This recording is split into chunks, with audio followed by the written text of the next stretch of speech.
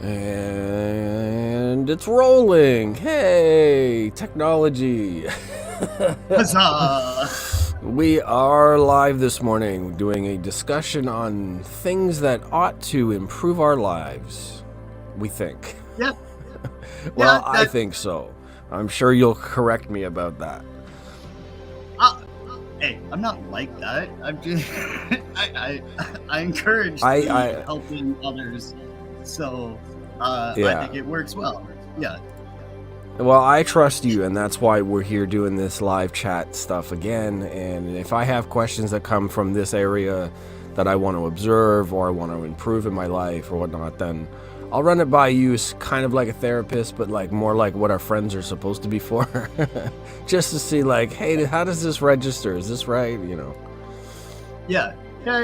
I get it. All right. So I guess you just want me to go into it then. Awesome. Whatever's on the menu, sir. It's breakfast. Let's go. All right. So hi everyone. My name is Jazz Morno. If you don't know who I am a fourth year kinesiology student at the University of Windsor, studying the body and how to help improve the mobility, as well as doing a double minor in psychology and philosophy, and looking at my specialty right now is mobility and mindset and the effects of both, and how they correlate with each other. So when we're feeling insecure or down on ourselves, we kind of hunch over and our bodies would be more closed off, where if we're from an unconditional self-love or confidence, we're going to be able to have our body open and our posture more effective. So yeah, that's what I do with my clients. And I also involve Reiki. I am a level 3 Reiki master. So helping the body be able to flow fluidity and have the universal life force, because that's what Reiki means, enter the body and be more sustained within the body to have that long-lasting effects of the treatment. So that's what I do.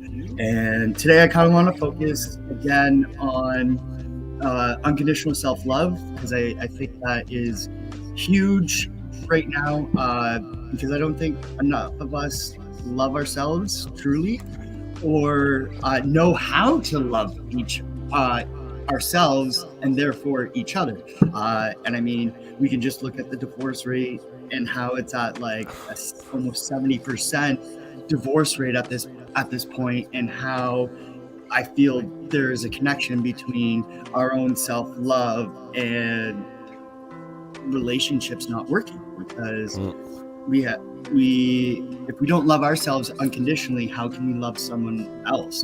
And that's what they say. Yep.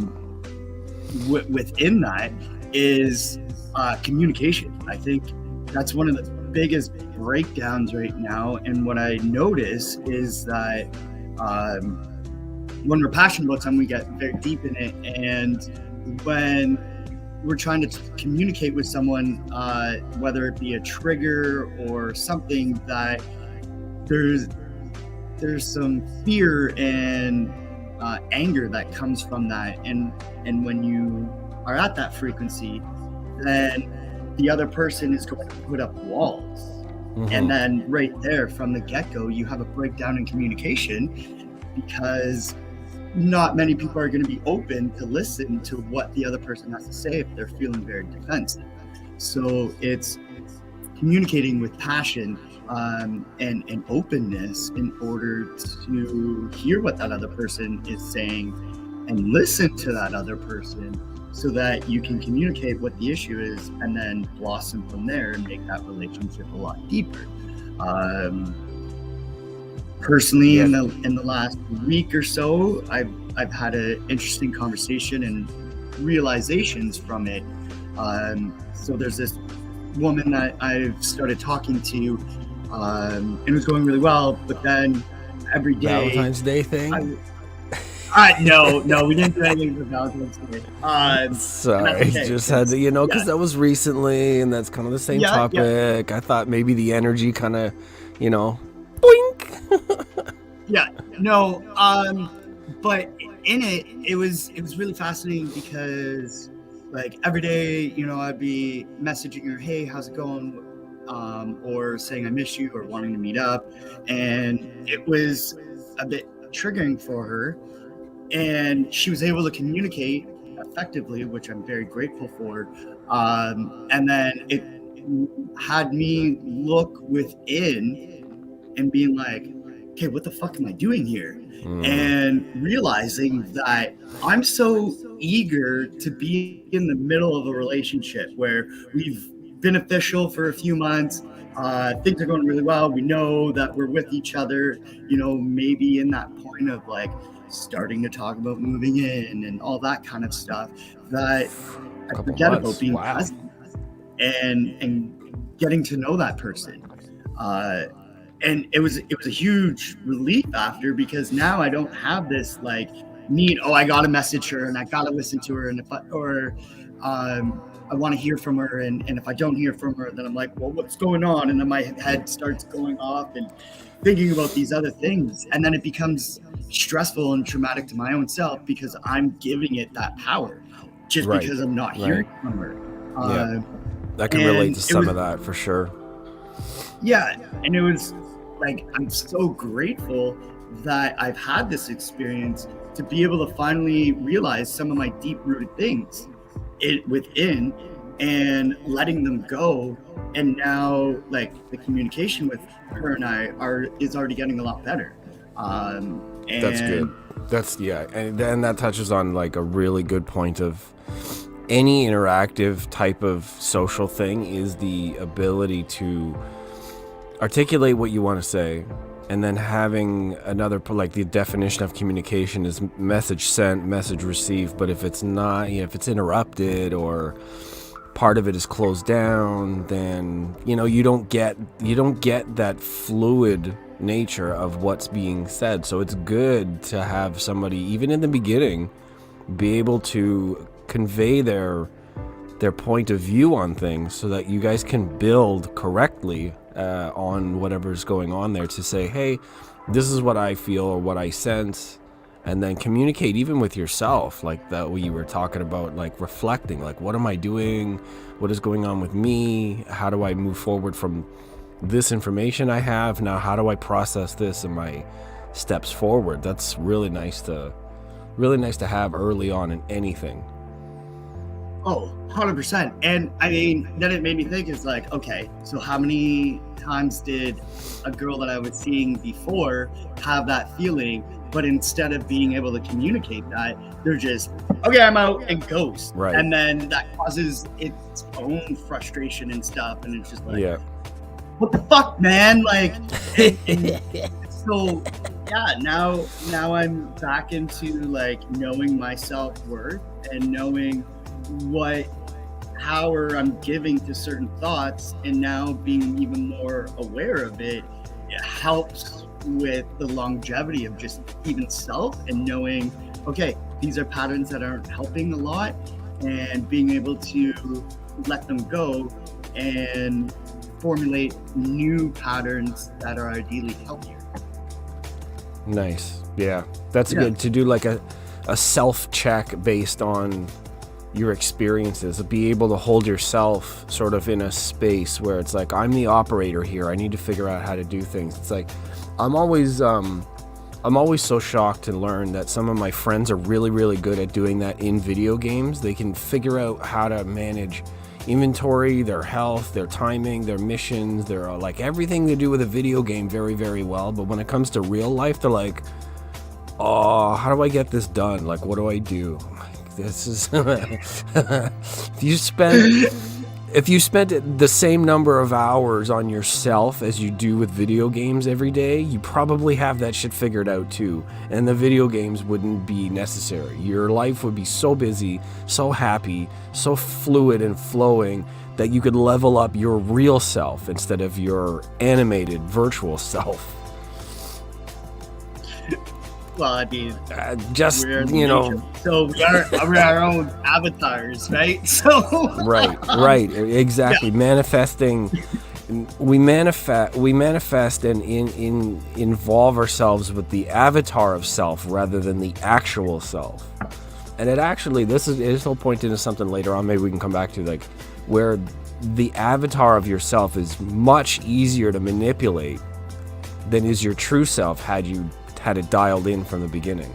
I think that's just something that I've been noticing lately.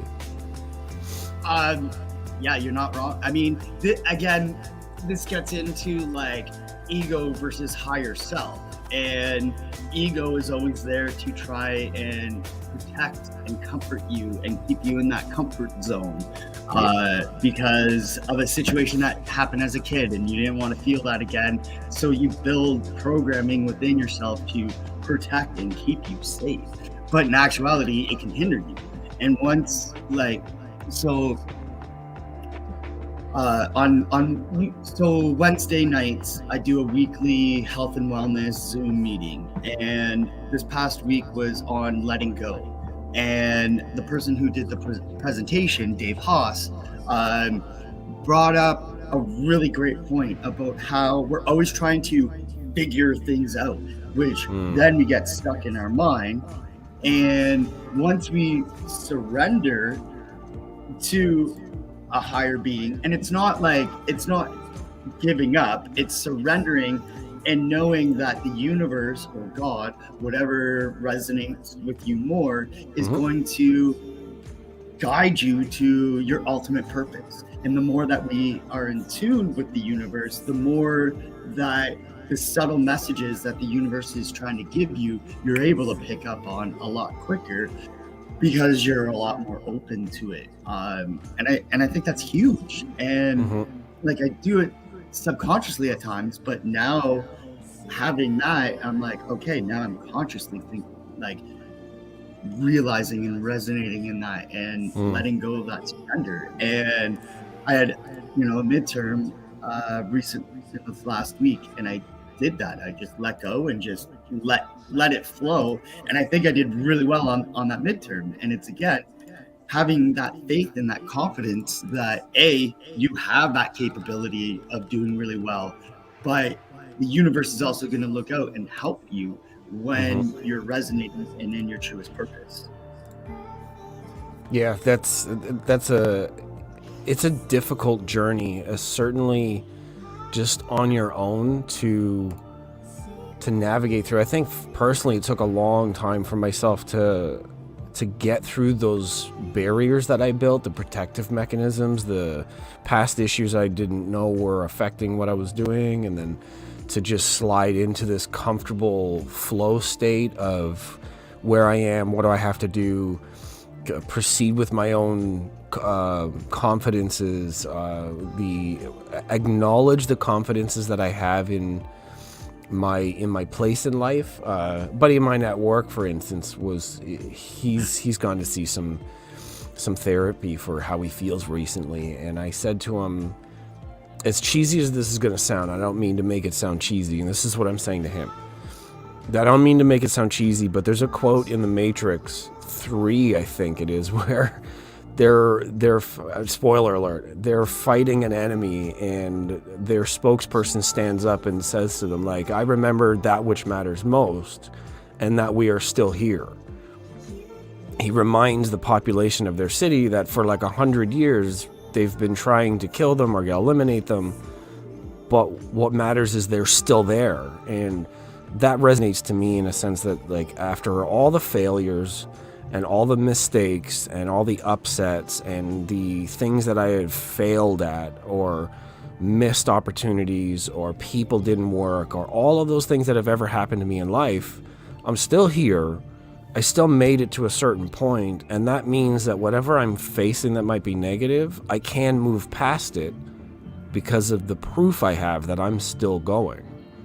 So that allows me to tap into a confidence that's, instead of saying whatever I'm going to face is going to be negative, whatever the things that they may have been upsetting, I look at the flip side and say, well, I got past it and I'm able to continue on to the next thing. So that's the sun will come up the next day, or this too shall pass, or there's tons of phrases that are written to remind people like, hey, like the sun will rise after the storm. Like, I can see clearly now, like all of these things resonate to that same, right? Like they're saying the same thing, but it's like being able to fit it into this lens where you're like, that's what, now I get it. Like, this is the thing that you need to be reminded of, either through guidance or remind yourself like, hey, there's a chance to do something here. I can move on from this and see past whatever it is that's blocking my movement to positive.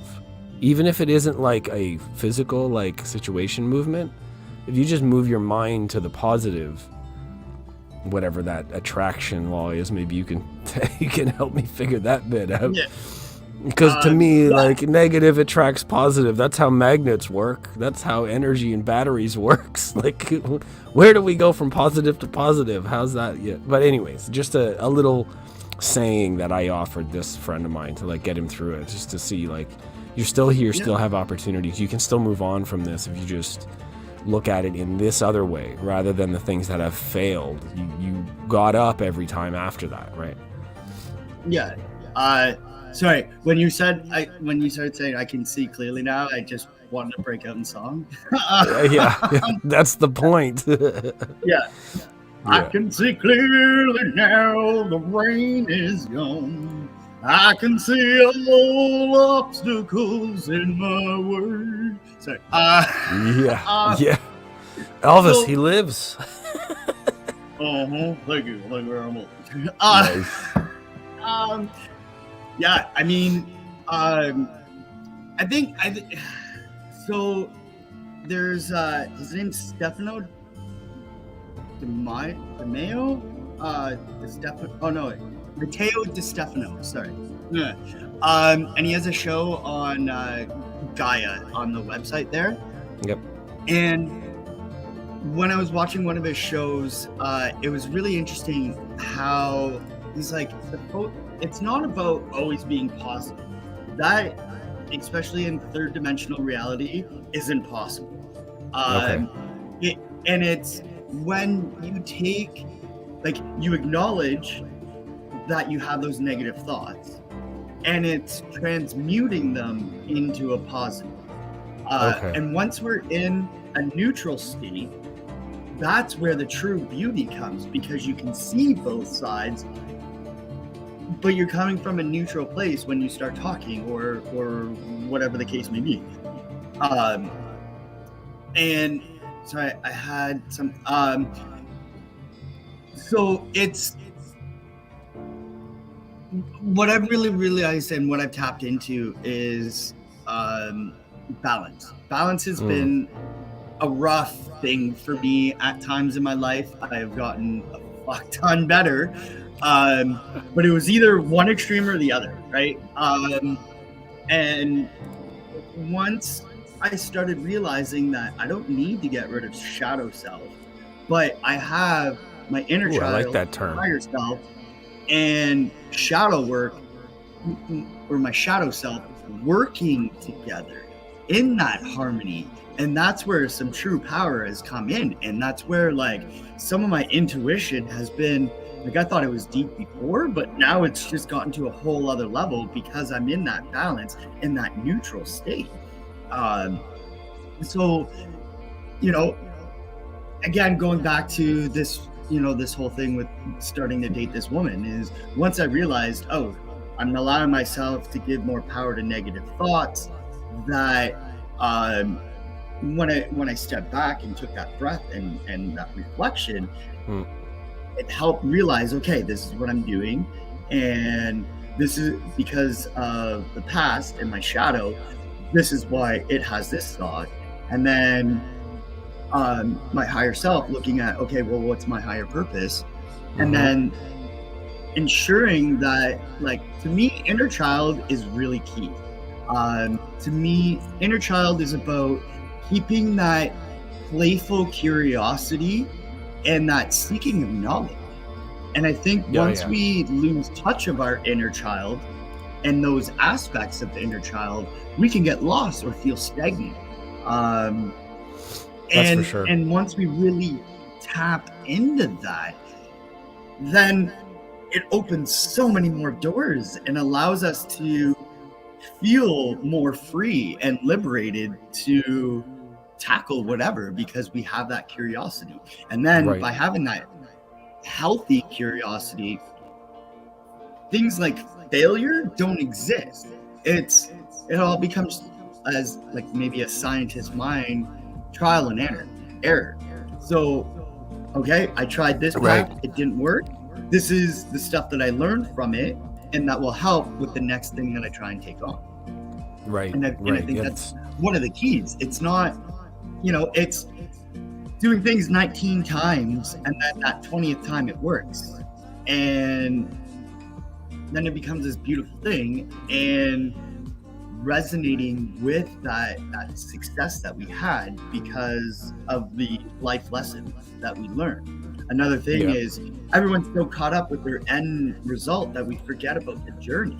And the journey, the process, is probably more important than the actual goal, because in that journey is where we're going to learn more about our true self and acquire the skills in order to receive that or obtain that end goal. Right. And I think that's huge. Yeah, to remind people that this is all a process. We, as human beings, this temporary sack of water and meat that we are as human beings, we are here for a finite amount of time and able to do certain, I know it's a very crude description, but I'm the comic relief over here. Which is weird, because I'm usually the comic relief. I steal that from Star Trek. There's there's an alien that calls their crew like ugly bags of mostly water, which is true for most of us. So while we're exactly. That's the Men in Black reference. So I reminded my buddy who's also down that the process. Imagine if in our minds, our ready minds every day, we remembered what it was like to learn how to walk. Because most consciousness is not tapped into like before age of 3 or 4. Some people have that access. They remember certain things, but they don't remember how many times they fell on their face trying to walk. If you remembered how many times you failed at trying to walk when you were a baby, can you imagine the burden of failure you would carry with you every day now? Like, oh my God, like it took me 2 years or a year to walk, and all of these times I fell, and you know what I mean? Like most people don't carry that. Like if you tripped and fell, if you scraped your knee, if you stubbed your toe, these are not the things that we carry with us, because we can walk successfully most of the time. So I was reminding my buddy, I'm like, think about how any of the ups and downs affect your life, and what you allow to be negative or carry weight in projecting onto something. That we don't want to carry that as a failure. We want to acknowledge it as part of the process of being successful. That we walk successfully now and don't have these accidents all the time. It doesn't stop you from walking. You don't stub your toe one day and say, fuck it, that's it, wheelchairs for me for the rest of life, I can't do this. Or we don't go and buy steel toe shoes to just walk around all the time. Some people still risk wearing Crocs or sandals or whatever, you know what I mean? I'm just to put into a perspective. I only wear steel toes now because I don't want to stub my toe. But there's still no Crocs, so it's really weird. No, I'm just... See, what I did was I just patted the inside of a cheese grater and then folded it around my shoe, and then... Hey, don't give away my trade secret. Jeez. Jeez. These shoes are great. Man. It's a cheese grater, but also a shoe. Such a cheesy joke. Will not break. It broke. Pardon me a minute. must pardon me a minute. I need to deal with the remnants of what I have had as a sinus cold. I'm going to step away for a minute so you can take the floor. Let me deal with the face. Okay. Sweet. All right. So things that really have helped me. I know we were talking about theories and concepts and stuff, but I want to give something tangible that you can do to help you in those moments where you're feeling down. You're really getting inside your head. Breathing is probably one of the best and most effective, simplest ways to do it. So again, just taking that moment to take a deep breath in through the nose, out through the mouth. The longer that inhale and exhale, the more it helps the body. Then thinking of either one or all of these words or a combination: appreciation, gratitude, compassion, and love. There's actually a study done by the HeartMath Institute, as well as Greg Braden, who's really big in the spiritual and esoteric realms. He has a show on Gaia called Missing Link. Check him out. He's, I find, really amazing. And what they discovered is when we're in those negative states and when we switch our thinking to either a state of gratitude, appreciation, compassion, or love, it actually will change the frequency in our body and will raise our consciousness and allow to transmute those negative thoughts into positive. And once we're in that positive mindset, that we can be a lot more open. It's again, and I mentioned this in the last podcast, and I mentioned this as much as possible, is bring it into a tangible, into the body. So you want to be in a parasympathetic nervous system rather than a sympathetic nervous system. The difference is sympathetic, stressful, fight or flight. Parasympathetic, rest or digest, or peaceful, parasympathetic. So what happens is when we're in a sympathetic nervous system, it's our body is only running at its basic level. And in my head, every time I say that, I'm like, you're being a basic bitch. And it's, again, just trying to be comical and stuff. It's like I say it as a compliment. Basic is good. No, I'm just kidding. Yeah. And what happens is that the hormone cortisol is released through the body and blocks any non-essential organs or respiratory or whatever it may be that you're shutting down, so that you're only at that basic level.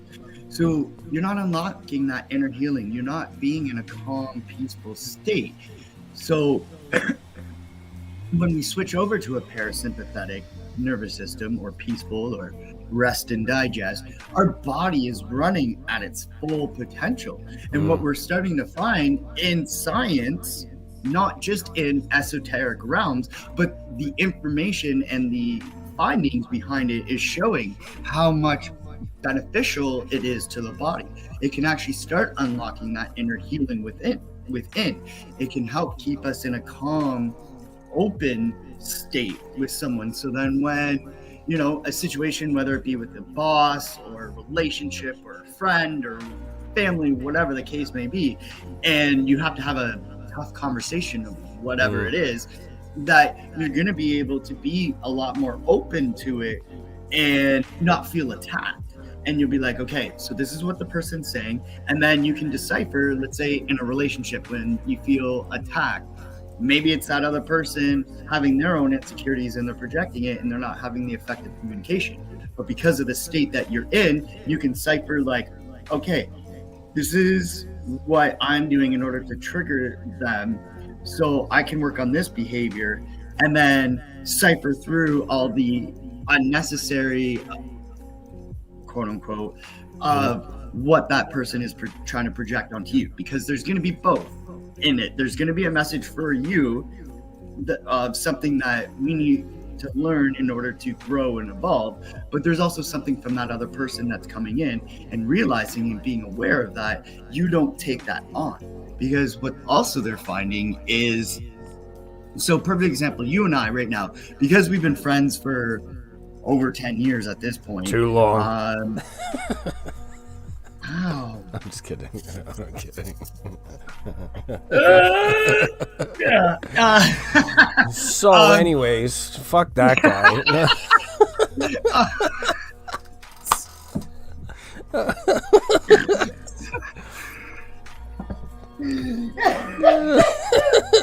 Oh, that was awesome.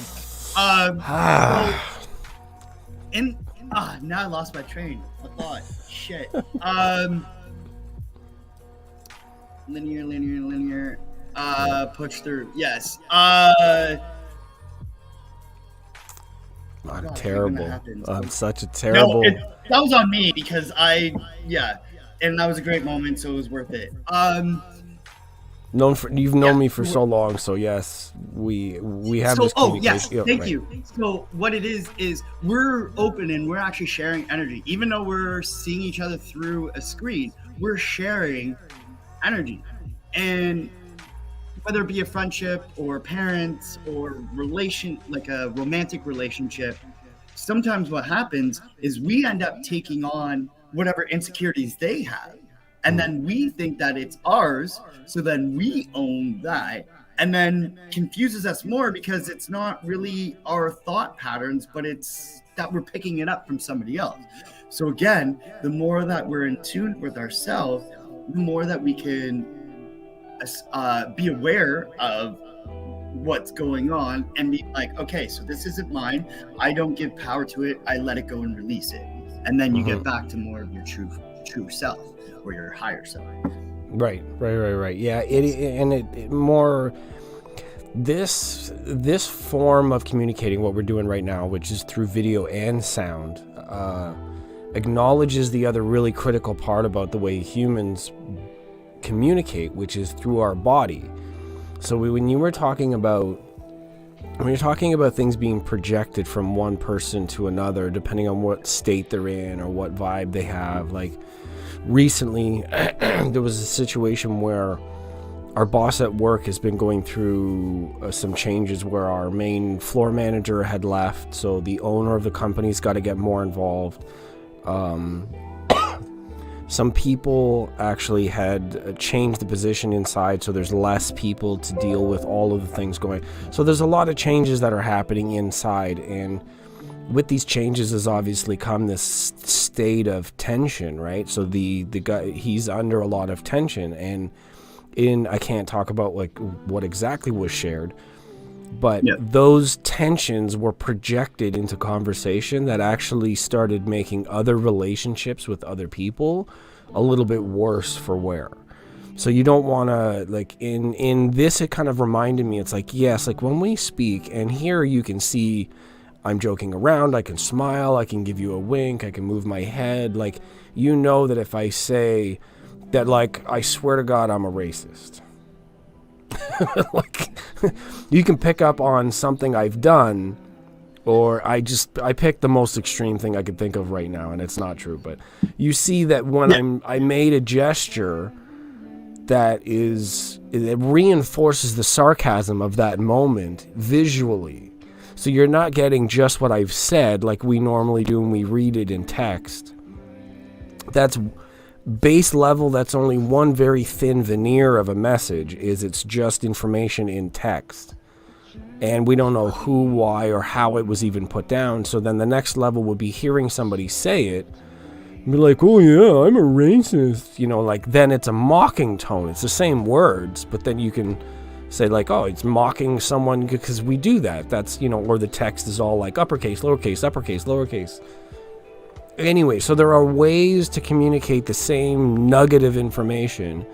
And then you've got the video here where we get to combine a lot of the vocal, the tonality, the body language. We get to mix all of that information together in an exercised brain. And I'm going to say exercised because some people that don't practice communicating don't have the tools to like digest what they're even receiving. It just comes at them and they're like, I'm under socialized, I don't understand what I'm witnessing, I don't know how to respond. There's a practice to being social. So introverts, we forgive you. That's cool. I'll text you sometime. That's fine. But like it's registering the message. So like in the moment going to the boss, like when he's got these heightened tensions, and then being aware of the dynamic at the workplace, and then they come in on a Monday and they're like, why is this done? Blah blah blah blah blah. You're like, half of that is asking you the question, hey, what are you doing today? And then the other side of the whole bulk of the other side of it is the boss is upset. And now that's not on you, but it's information coming at you. So like there's a defense mechanism that steps in there, I feel like, that goes, hey, why are you yelling at me? Instead of it being a practiced reception of, oh, he's upset today. Right? Like it's not personal that it's being projected at you, but it is registering some information about the person, so you can offer something like, hey, like, do you need a biscuit? Is this one of those moments? Like, you don't want to. Yeah, I mean, were your cornflakes pissed in this morning? Are you okay, boss, sir? I thought it was apple juice, but it was pee. Yeah, yeah. This not what I ordered. Yeah. Tone. I really wish that there was an app on the phone that would read out your text. And let's say you want like serious, then you might use like a Morgan Freeman voice. If you want to be sarcastic, you might use like a Ryan Reynolds, either him himself or as Deadpool. Like you have options and stuff, so then people could write. So much fun. And it would help because like when you're only seeing the text, if you don't know the person well enough, you can't understand what tone they're coming with. And then to go on like what you're saying about screens and stuff like that. So I've started watching South Park again. Because I haven't watched it in a while and I love that show.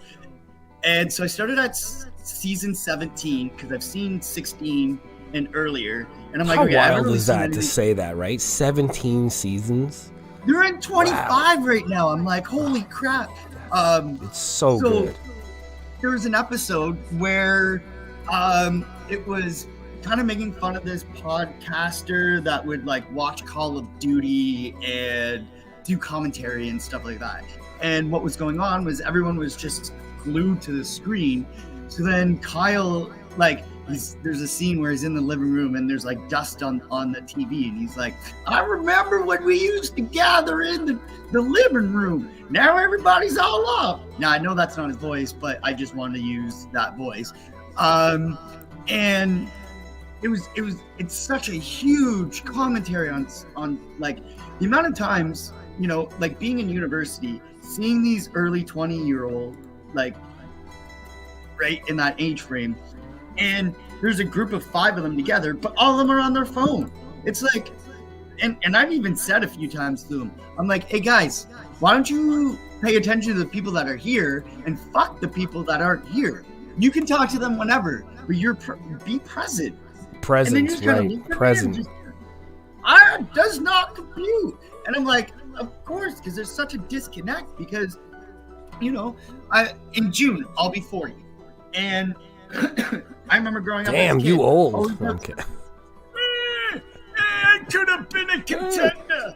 What did you say to me? I can't see the tone of voice. I can't see. I'm on the interwebs. Well, I've been there for a while, so let's move along. Yeah. But yeah. And like we used to go out and play hockey or baseball or football or something. We were active. We were outside. It was only on those really crappy rainy days that we would play, I think, Super Nintendo or Sega.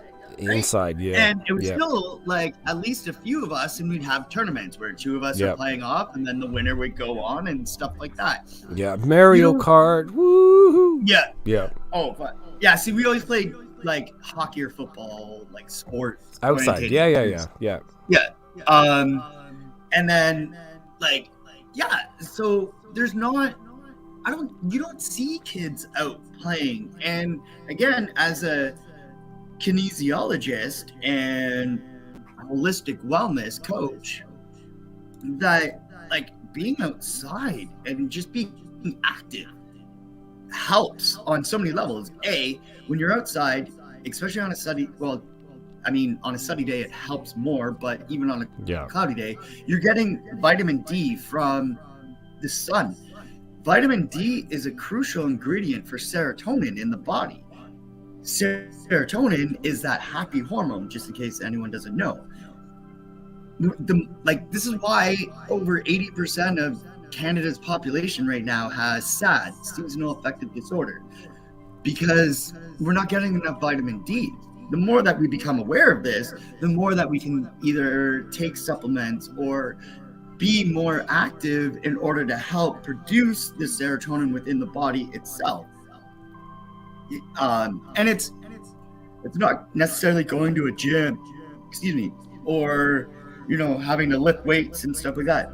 Cardio is actually far more effective and healthy for the body. Yeah, you need muscles, but our bodies are made for speed, movement, not strength. Yeah, strength, right.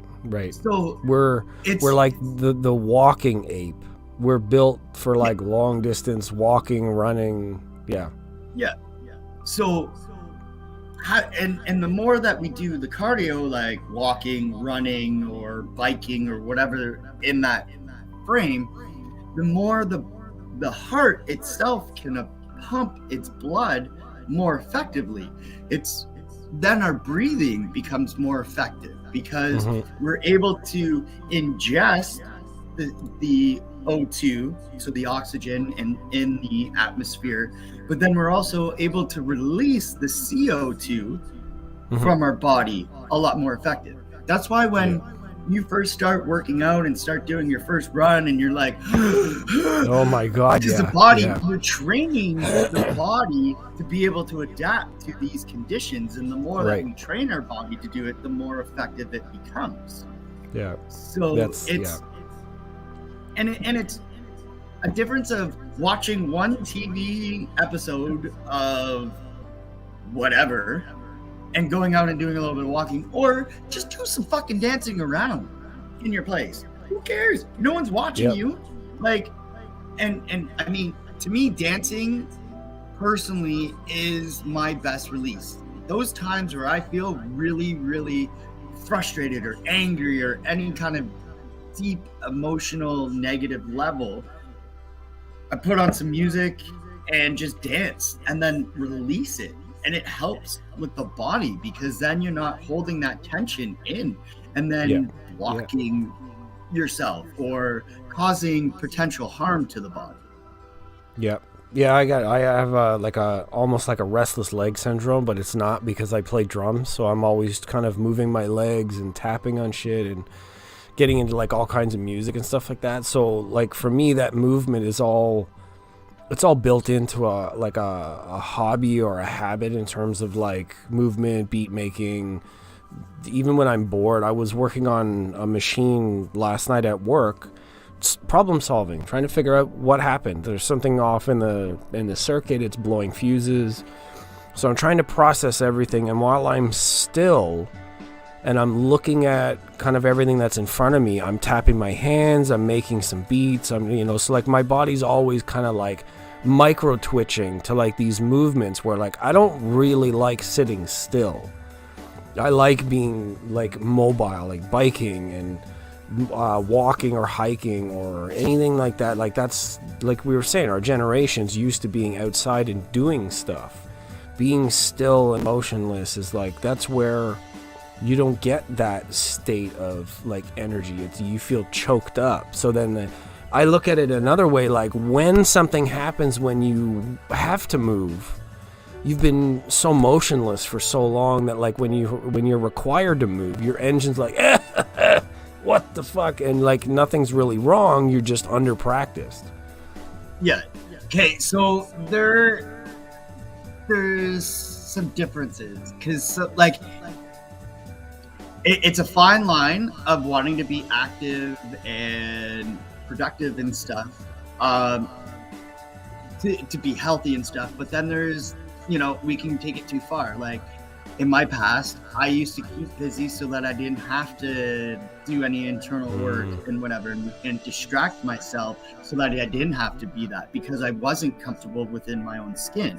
So sometimes it is kind of necessary to sit in that silence in order to rejuvenate and reflect, because I feel there's a lot of people that just don't like themselves, and they distract themselves as much as they can, so they don't figure out, well, hey, it was when I was 6 and my stepdad was like, oh, you're an idiot, and then I held on to that and then put so much power that I don't want to deal with it, because now I don't like myself, because it's like, well, an apparent authority told me that, I'm not good enough, so I'm gonna believe them. Or the opposite, where like, I will never be stupid again, I need to be the smartest in the room, and I've got 3 doctorates, and now I'm overcompensating because somebody said I couldn't do it, and now I've proved that I can do it, so yeah. You got one or the other reaction. You've got one that believes it and never tries anything, or one that doesn't believe it and proves everybody wrong and then overachieves. But they're both stressed out around the same imbalance. It's like workaholic, never think about it, or never think about it, never do anything. Yeah. And it's important. Like I feel that we're on this planet to work out our kick. Sorry, I don't want to say kinks. I'm definitely on this planet to work those out. Maybe we can do another podcast on that one. Stay tuned, audience. I'm looking at you. We're going in a different direction. Lowered expectations. So just trying to correct this ship over here. We're, at the end of the day, the more that we look at what is holding us back and the programming that we put around that to keep us safe and letting it go, we are going to be more open to the universe and possibilities, and being able to hear the signs and from the universe, because the universe does give us signs. They're all around us, and the more that we're in touch with our higher self and the universe, the more we can hear these signs. And so if a relationship isn't working and you're like, I'm chasing, you're like, okay, well, I need to stop chasing, because then I'm not putting my own self-worth first. So then you're like, okay, well, this relationship isn't meant for me, and then you can walk away. And ideally, you find this out, because the more that you do the work, what might take decades, and people married together for decades, and they're like, oh wait, maybe this person isn't. You can, cut that time significantly the more that you're in tune with yourself and the universe. Yeah. That being in tune, being aware, and having that like practiced perception of what's just out there. Like whether it's people projecting mood, projecting thoughts, projecting whatever it is that they bring when they start the interaction, or whether it's the universe is giving signs like, hey, there's water falling out of the sky. Maybe it's raining. Maybe I need to bring an umbrella. It could be that easy. Like, it's, there's short, very obvious signs. And then there are other things that are going on that you could kind of, the more, like you said, the more we acknowledge where we are in our lives, our perspectives, our mechanisms, that energy that we hold that acts as a filter to the reality, some of the signs may not be getting through completely. And then when we miss them, or something doesn't happen or does happen, we realize, like, it was my filter. Like, you don't put oil filters in a coffee maker, or coffee filters in an oil, in a, Wait, you don't? Shit, this is Mechanics 101. This is all right. Hold on a second. They both say filter. What the fuck? Like, is that why my car smells like beans? But I was actually thinking about earlier, like when you were talking about breathing in your cardiovascular system, like when you breathe through your lungs and like inhale and exhale, and I was thinking, well, that's why if you're into cars, and excuse the metaphor, we are not cars as people, don't get triggered, but car people. I'm a robot in disguise. Yeah, you have air filters and oil filters, but if you change your air filter to a high flow and you change your exhaust to an open exhaust, you know that the car breathes better and therefore generates more horsepower, which creates more potential in the car. And that's just two changes in the car. The air filter in your lungs and out your lungs. The system of being able to bring in oxygen and expel carbon dioxide in one bodily function improves your body just that much more. And that's what I was thinking about in terms of like our system, you know. If we want anything that we use mechanically to function better, we identify the things that enhance its performance. Your body's just biomechanical. We can do that with our bodies. This is the thing, this is the awareness I try to remind people. I'd be like, hey, you know, all that fuel that you put in your face, like, look at me over here. I've got golden Oreos on the go for breakfast. I'm not a model citizen, okay? But I know that what I'm intaking has an effect. It's like using 86 octane versus 93 octane, you know, the gas in the car metaphor. It functions different. So you got to be aware of like what you're doing to your body, what kind of stresses and repetitive, anything that you're doing is setting up the conditions for its performance. But it's also, you know, our minds are part of that, right? So anything that's coming in and out and signals and process of observation, that's part of that practicing sort of thing too. What fuel are we telling ourselves? What kind of conversations are we having internally or not having internally?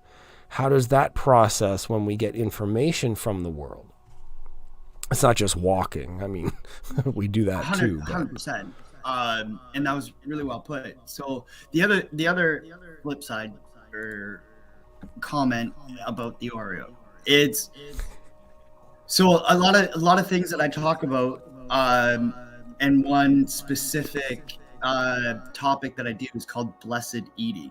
So it's not feeling guilty about eating that Oreo. Not to say eat all the fucking Oreos and all the time, but once in a while, having an Oreo isn't a bad thing. It's doing it on a consistent level that can affect things. So I just wanted to kind of comment on that. Also, a new analogy that I recently came up with. So one of my clients, actually two of my clients, are electricians, and we were starting to talk, and a lot of the lingos of or terminology of electrician and biomechanics or ergonomics are the same fucking wording, like open and closed loops. Like, so in motor learning in the body, it talks about open and closed systems. And then I came up with the analogy, and I can't remember the specific wording, but the essential, like the wiring in a house is similar to our nervous system within our body. Because there's switches on and off. In this area, but yeah. No, like the whole, like, because our brain is a lot, like... Yeah. A lot of it is just the switching part of the brain functions more like a self-assembling processing network where it's not... Yeah. The circuit isn't set in terms of avenues linearly. The brain can process this by making new connections across the... So it's like updating your system where if you want to include this new system, you have to install a new module that allows connections between here and here, where the brain does it itself. Right. And but then, yeah.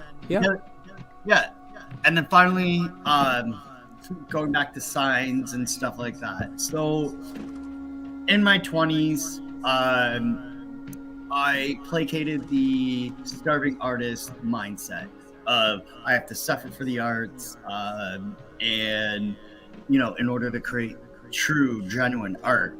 I mean, now I know it's full of shit, and only self-deprecating and whatnot. And the universe kept trying to give me signs, and it's like, oh, here's a subtle one. No, here's a bit bigger, bigger, until I get slapped in the face with the diagnosis of type 1 diabetes. Because the universe was like, oh, you're not going to listen? Fine. We'll hit you hard so that you have no choice to wake the fuck up. And, you know, so like, even within that process, the first 2 years, I was definitely in that victim mindset of like, why me? I thought I took care of myself. I laughed at myself. No, eating pizza and drinking a lot of vodka and sometimes beer and doing some illicit drugs isn't really taking care of yourself. No, it might be fun temporarily, but it's not long term. Yeah, but I mean, I'm also grateful for those experiences in my 20s to get me to this point now. And once I started getting rid of that victim mentality is when things really started opening up, and where I'm at to today, where I look at the diagnosis of type 1 as a blessing, because it's put me on a path that's more meaningful to me and I feel to society, because I'm helping people reconnect and regain their own health. And I think that's, as much as I love entertaining people, and I still do that within the talks and conferences and workshops and here, you know, because it's easier to digest the information when you put some comedy in it. That's why my new tagline for my clients is session and a show.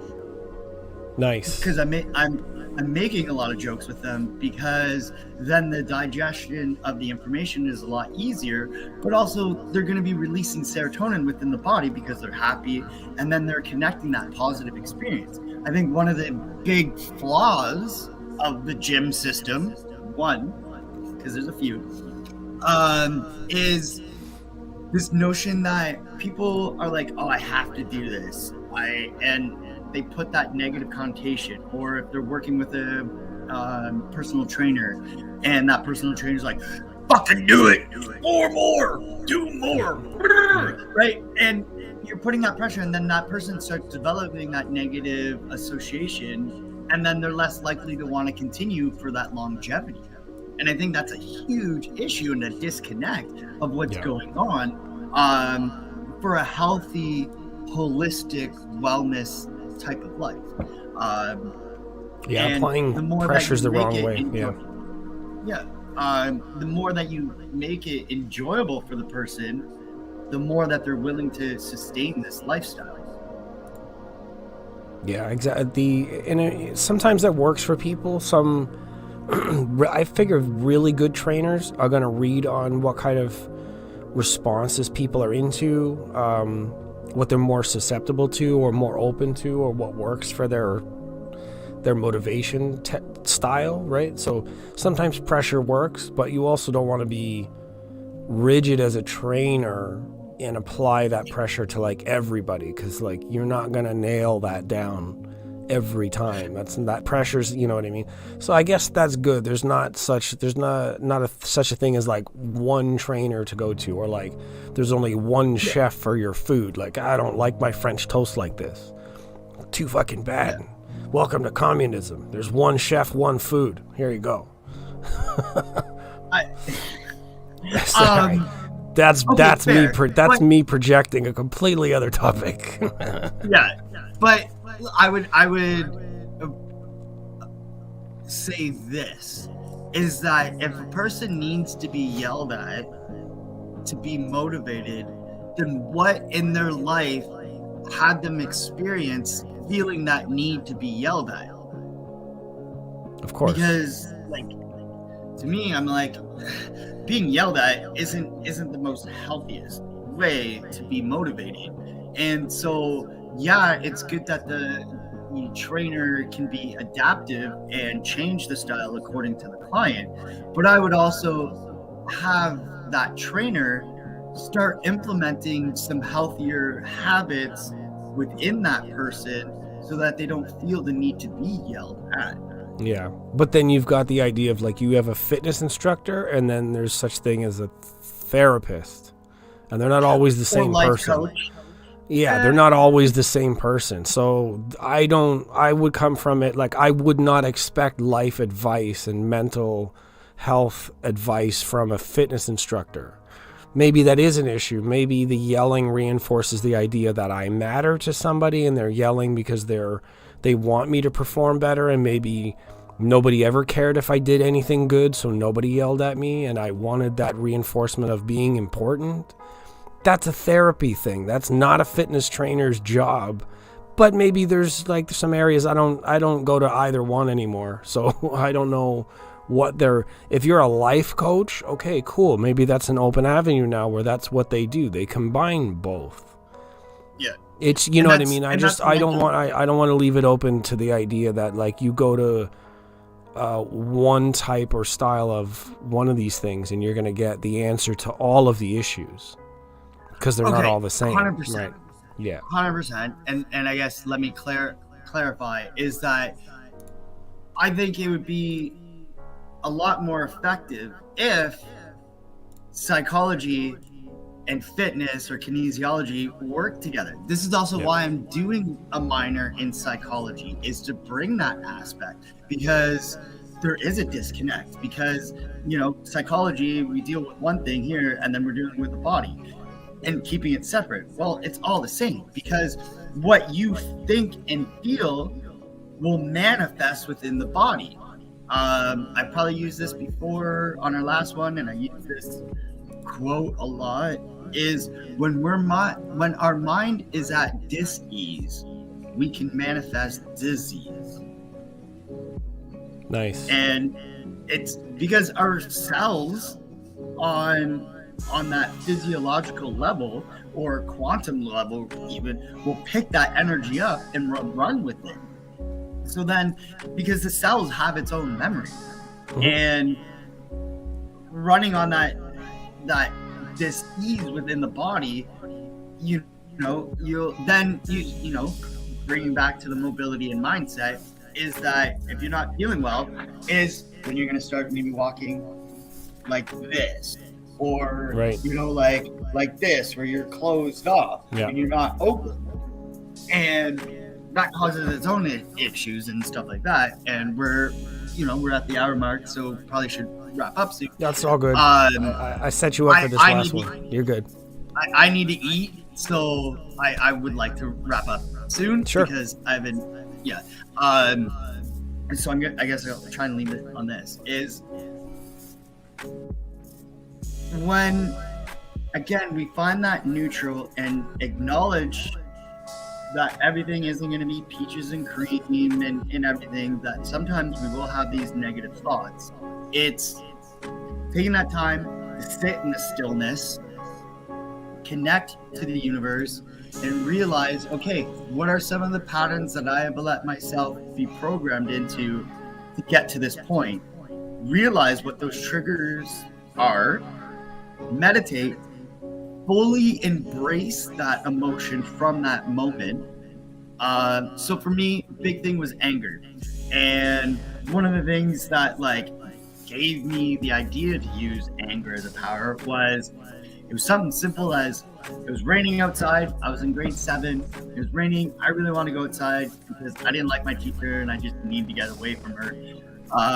And when they announced, oh, there's no recess, I go, because I was sitting at the back, really close to the window, I went and I hit it, and apparently I hit it hard enough that it broke. And then after that, people started fearing me a little bit, and then I thrived on that. So my whole career as a stage manager, I used that because I felt that was healthy and needed in order to get things done. Realizing now how detrimental that was to my own health, let alone the people affected by me being like that, really helped me understand, oh, okay. So then I went back and I meditated, connected to that moment, that feeling. And when I was ready, I released it. and had a releasing statement. And it's simple as saying, I release this from myself as it no longer serves my greatest good. I let it go. And then like that, you can feel like I was at a 9 or a 10 in that moment. And once I did that releasing statement, it went back to like a 1.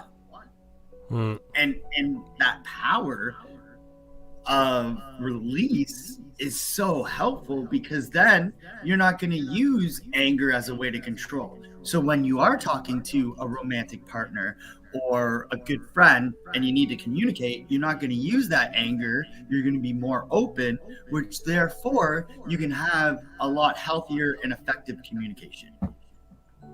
And that's how I'm going to Nice. That resonates really well. I think that's a good point for anybody listening or watching, either now or later on, to kind of like take a stock of what's going on with your life, right? Like what filters are in place, how we perceive things, if we feel, even in our own isolation of privacy and comfort, how are we being pushed or pulled by certain things? And then how do we address those things? The same way that you did with releasing a moment, connecting with a moment where it started, why we believe it's reinforcing, maybe it isn't, that's a really powerful one. I appreciate that.